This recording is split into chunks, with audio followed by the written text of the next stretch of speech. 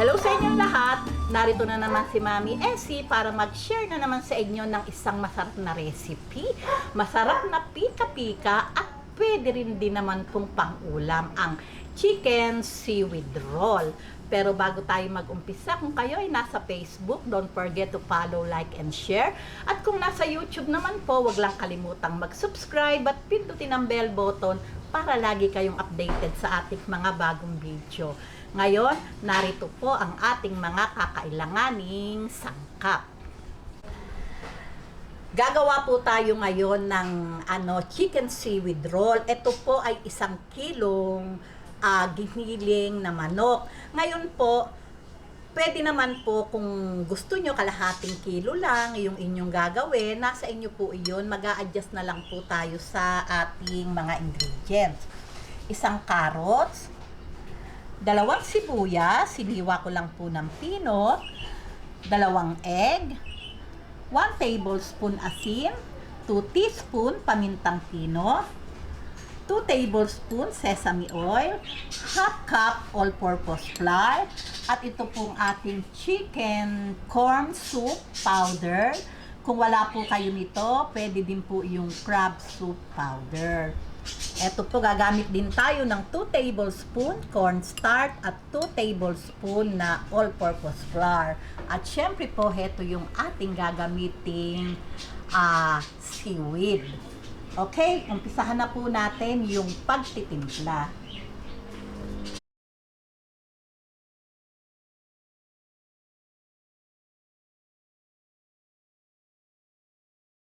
Ayan, heto na po yung ating chicken.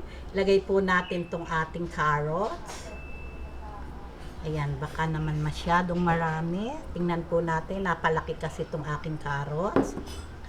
Itong sibuyas, sabay-sabay lang po.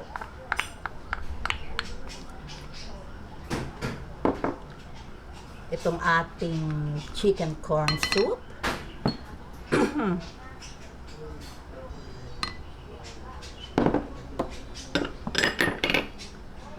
Salt and pepper.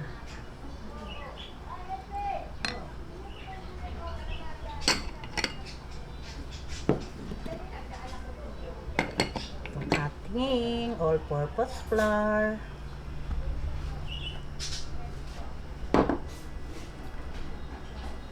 Sesame oil.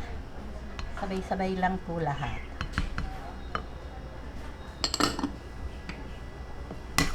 Ang ating egg.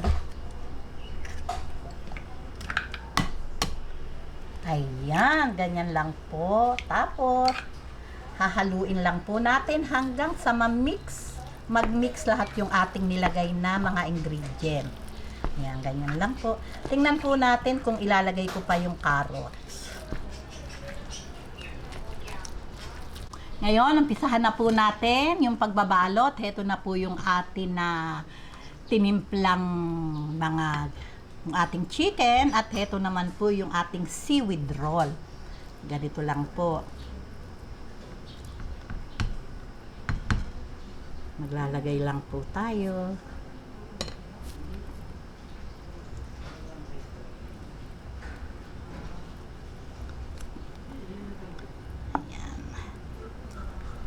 Yan, ganyan lang po. Spread lang po natin sa ating seaweed. Ganyan lang po yung ating gagawin.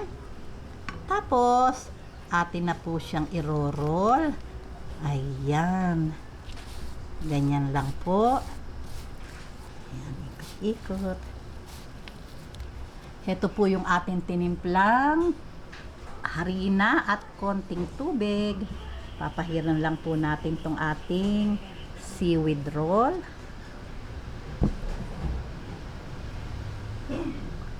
Ayan.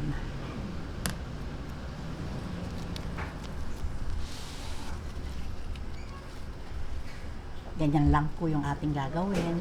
Ayan, ngayon, gugupitin lang po natin. Ayan. Pagtatatluhin lang po natin siya. Ayan, ganyan lang po. O, diba? Okay, dire-diretso lang po. Babalutin lang po nating lahat. At syempre po, magpiprito na po tayo.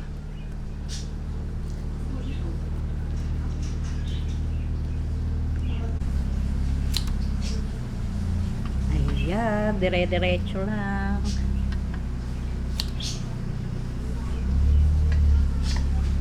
Ayan, nagbalot lang po tayo ng konti at marami pa pong natira. Oh, ito, nakita nyo, mga 1/4 lang siguro yung nabalot ko.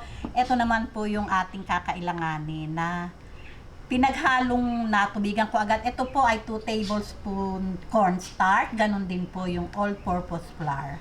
Balance po sila. Ayan. Ayan, tunawin lang po natin yung buo-buo.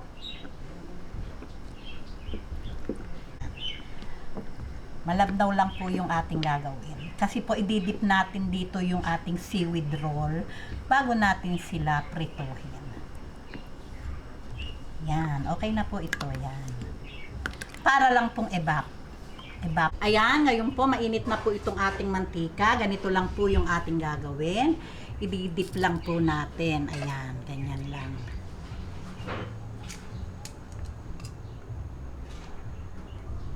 Ayan, sabay prito.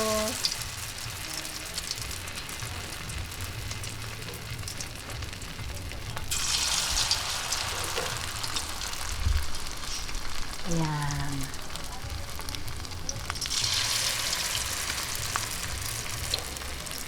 Ganyan lang po. Napakasarap pong pika-pika na to. At pwede din po syempleng pang-ulam.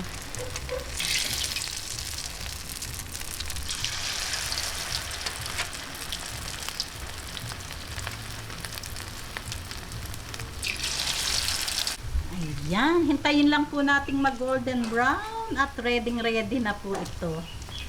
Ayan. Sigurado pong magugustuhan to ng ating mga chikiting, apo, anak, pwedeng pambaon. Ayan, pagka po ganitong golden brown na, ay okay na po yan. Ayan, ganyan lang po. Kalutong.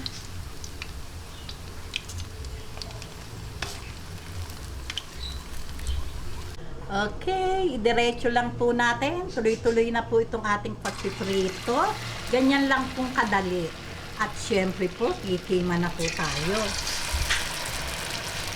Ayan, ngayon ready na po itong ating napakasarap na chicken seaweed roll. Syempre po, tikima na po tayo.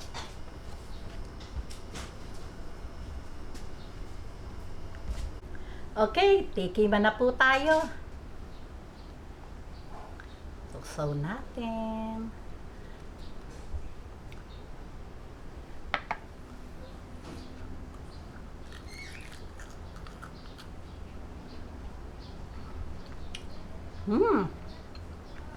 Talaga pong yummy. Talaga pong nagbalanse lahat yung lasa na ating ipinanimpla at talaga pong siyempre laking bagay ng sesame oil para po talaga maging masarap yung ating chicken seaweed roll. O paano po? Gawin nyo na po ito at siguradong magugustuhan ng ating mga apo, anak at buong pamilya. Lutuin na po natin, napakadali lang pong gawin, sabay-sabay lang, babalutin, sabay prito. O paano po? Kung nagustuhan nyo ang video na to, huwag lang kalimutang mag-likes and don't forget to share and subscribe. Bye-bye!